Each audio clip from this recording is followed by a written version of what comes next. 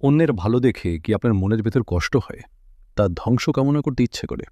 সাবধান, এই হিংসা আপনার সারা জীবনের কষ্ট করে জমানো নেক আমলগুলোকে এক নিমেষেই শেষ করে দিতে পারে। এটি এমন এক নীরব ব্যাধি যা সবার আগে আপনার নিজের শান্তিই কেড়ে নেয়। রাসূলুল্লাহ সাল্লাল্লাহু আলাইহি ওয়াসাল্লাম এক অত্যন্ত কঠোর সতর্কবাণী দিয়েছেন। তোমরা হিংসা থেকে বেঁচে থাকো, কেননা হিংসা মানুষের নেক আমল বা সওয়াবকে ঠিক সেভাবেই খেয়ে ফেলে, ধ্বংস করে দেয়, যেভাবে আগুন শুকনো কাঠকে জ্বালিয়ে ছাই করে দেয়। আল্লাহ তাআলা বলেছেন, এবং হিংসুকের অনিষ্ট থেকে আশ্রয় চাই যখন সে হিংসা করে। মনে রাখবেন, আল্লাহ কাকে কি দেবেন তা তার একান্ত ফয়সালা। অন্যের নেয়ামত দেখে হিংসা করা মানে আসলে আল্লাহর বন্টনের ওপর অসন্তুষ্ট হওয়া।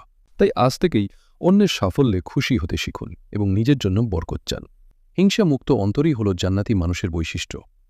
আল্লাহ আমাদের সবার অন্তরকে হিংসামুক্ত রাখুন। আমিন। ভিডিওতে লাইক, কমেন্ট আর শেয়ার করুন। একই সঙ্গে ফেসবুকে আমাদের ফলো ও ইউটিউবে সাবস্ক্রাইব করে রাখুন। ভালো কথাগুলো ছড়িয়ে যাক সবখানে।